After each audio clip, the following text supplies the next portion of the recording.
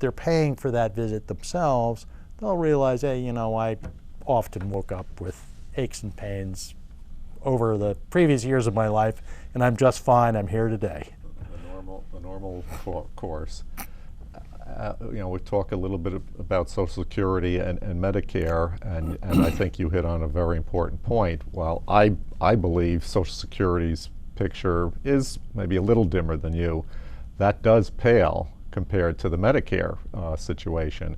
As I mentioned, you know, in the setup, when I was, you know, a young teenager, they didn't have Medicare. Right. Lyndon Johnson, I think it was 65, right. signed it into law. And so you sometimes wonder, well, how did people get along years ago?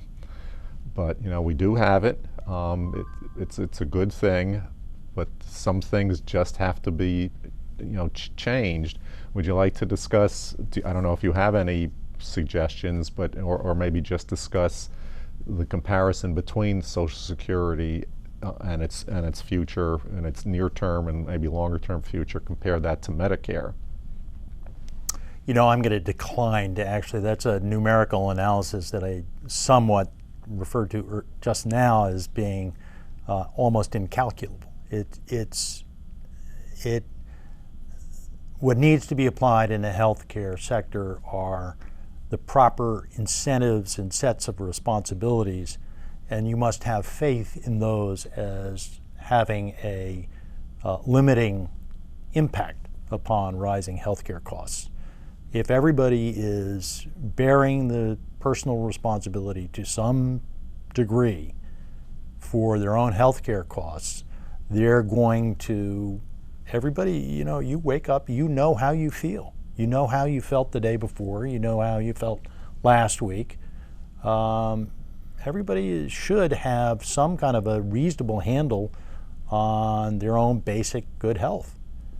After all, when you go see the doctor, one of the things he does is, you know, he'll ask you in your annual checkup, well, are you sleeping as much as when you visited me last time? Do you sleep through the night? Are you eating? You know, he's trying to develop a baseline. Well, every one of us has our own baseline if we think about it. We know how much, you know, on average we sleep at night, how many beers or glasses of wine or shots of vodka, if we're getting into the wild and crazy dimension, we have on a regular basis. So people ought to be responsible. Is that part of Medicare Part D? Vodka, the wine. Well, one of the particularly inflammatory elements of the United Auto Workers agreement with the 3 auto companies and why they went bankrupt is they actually got coverage for ED medication, which for those who don't know the term, Viagra. Yeah. Again, getting back to, you know, your article and the younger generation, I feel younger generations are generally more socially conscious than they are fiscally minded. Right. Do you agree with that, or do you feel that should be changed? And if so, how might that be changed? I'm going to quote Winston Churchill, who was far more eloquent than I would ever be on the subject, and he famously said that when anyone who is a young man is not a liberal has no heart, and anyone who's older who's not a conservative has no head. And unfortunately for young people today, I think they need to skip forward and think with their heads. Literally, they can't afford not to. The financial dynamics that are underway are so heavily biased against their interests. Just under the president's health care law, Obamacare, you know, you pick the number, young people are generally very healthy. Again, we're talking about averages here. Right. Young people are generally healthy. It's not an irrational decision for a young person to go without health insurance. Now, that's not a recommendation of mine, but it's not irrational. Certainly their health insurance coverage should be much less expensive than a 60-year-old's, for example. Yet under the legislation, the difference between healthcare policies can be no more than 3-to-1 ratio. And I submit to you the health risk of a 20-year-old is definitely far less than 33% of the health risk of a 60-year-old. So in effect, young people are overpaying to subsidize the older generation. And yet young people are the most ardent supporters of, quote, healthcare reform. They need to think with their heads, not with their hearts. You know,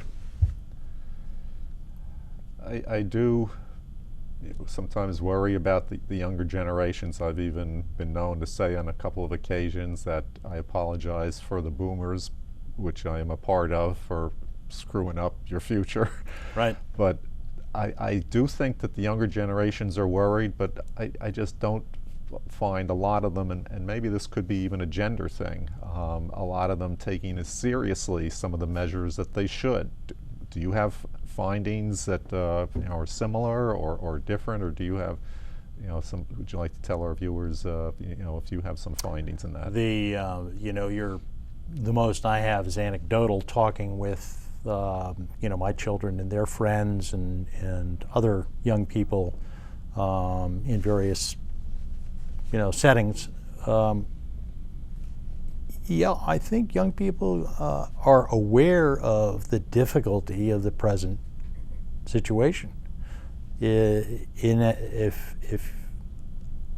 numerous articles I read about, new college graduates worrying about where they're going to find a job. My son, who graduated 2 years ago from college, lucky enough to find a job in Boston, not well paying. He was working for an internet startup company and living in a poor section of town. And he said to me, "Listen, Dad, when I go to work, at every corner I find a homeless person digging into the trash can. And when I go around at lunch hour to retail stores in Boston, almost all of the stores have sales clerks who are recent college graduates." Now, I didn't send my son to college to become a salesperson at the Gap. I don't think any parent sends their child to college and pays college tuition for them to be working at McDonald's. Yes, I think the younger generation understands the predicament that they face. Working that through to a position on public policy is a second order of magnitude.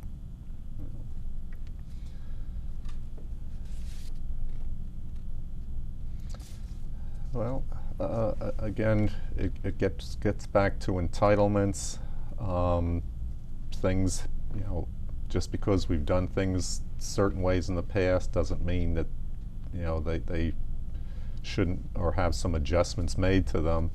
And again, what I mentioned earlier about if you felt it was generational, I mean, I talked to my adult children and think I've told them things they need to be doing financially, and right. they've taken, I think, some good advice. And I tell them, you kind of listen to my general strategies, you're going to be better off than 95% of your peers.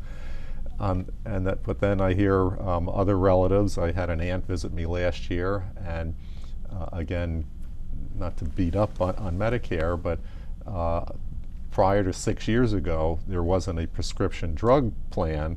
Now there is, and she's in her late 70s, and all I kept hearing her complain about was the donut hole in the prescription drug plan.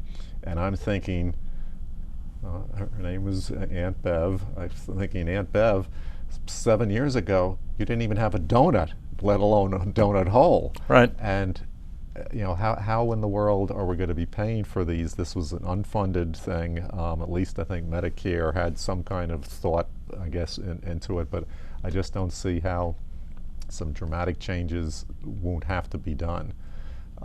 We're getting close to the end of the show. Do you have some last thoughts or comments or anything you'd like to leave with our viewers? Yeah, you're on in what you just articulated. This is not complex. And the last word I would have is we all really need to face doing and expecting less.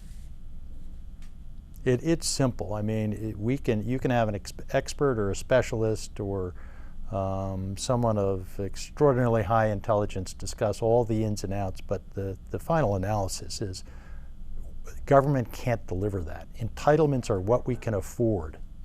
They're not a right.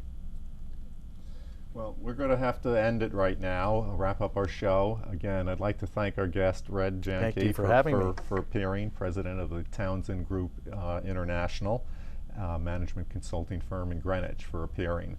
I'd like to remind our viewers that our air dates are on Charter, Channel 21 at 4:30 on Mondays and 7 p.m. on Thursdays.